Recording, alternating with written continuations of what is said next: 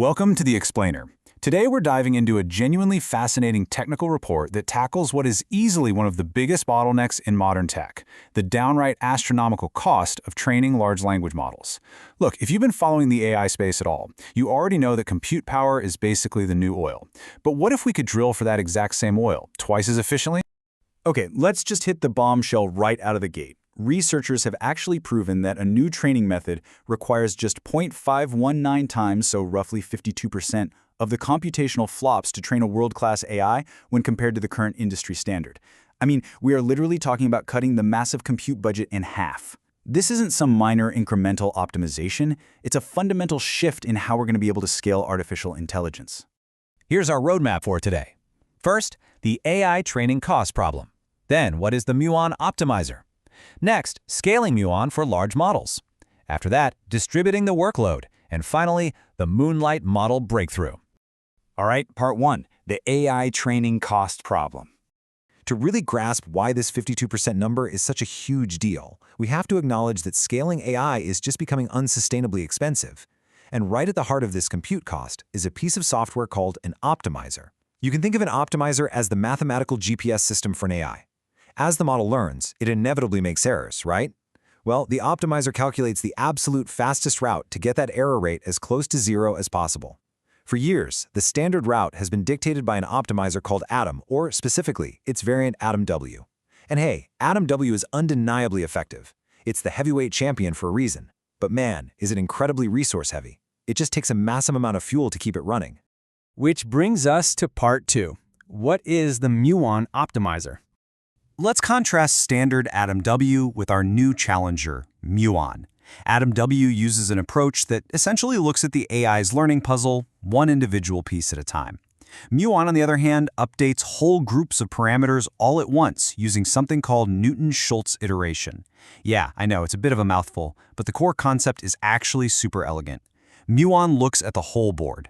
By using static spectral norms, it essentially forces the model to explore much more diverse, efficient paths to learning, rather than just getting stuck in repetitive, dominant ruts.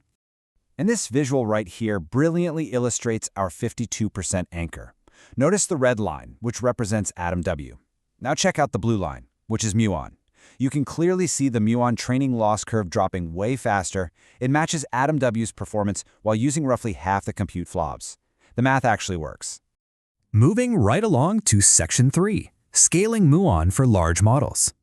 Now, while Muon showed incredible promise on small scales, the real drama kicked in when researchers tried to scale it up to models with billions of parameters. Basically, the math started to break down.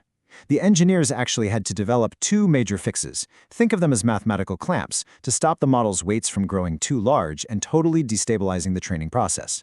These fixes were adding weight decay and maintaining a consistent update RMS, or root mean square. Watch the crossing lines here. It's perfect visual proof for that first fix. That red line is vanilla Muon, without any weight decay. It starts off great, dipping super low, but around the 24,000 iteration mark, the model weights just grow too large, and the error rate actually starts creeping right back up. It fails. But look at the blue line. That's Muon with weight decay. It steadily pulls ahead of Atom W, the green line, in the overtrained regime, maintaining its stability and ultimately securing the win. The second fix was maintaining that consistent update RMS. What was happening was different shapes of matrices in the AI were getting updated at wildly different scales, which just caused chaos. So by adjusting the learning rate based specifically on the shape of the matrix, the researchers successfully matched Muon's updates to Atom W's baseline range of 0.2 to 0.4. This is an absolutely massive win for efficiency, because it means researchers can just reuse the exact same hyperparameters from Atom W right out of the box.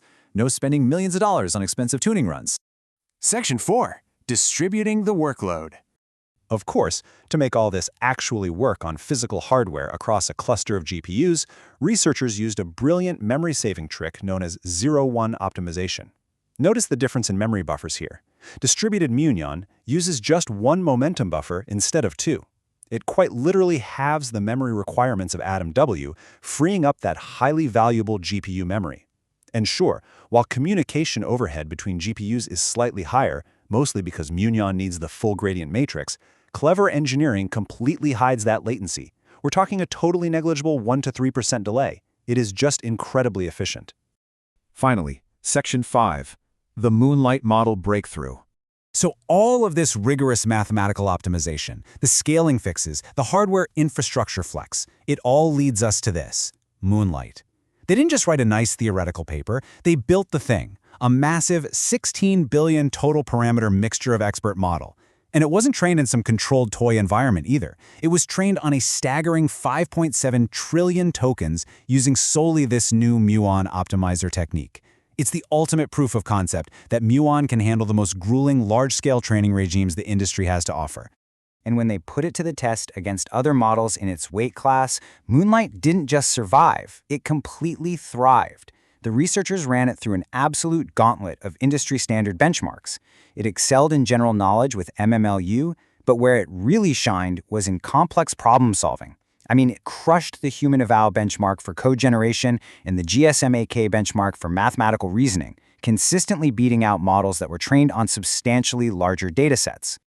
The ultimate proof of all this lies right here on the Pareto frontier. That dotted line representing the absolute edge of what is currently possible for performance versus cost.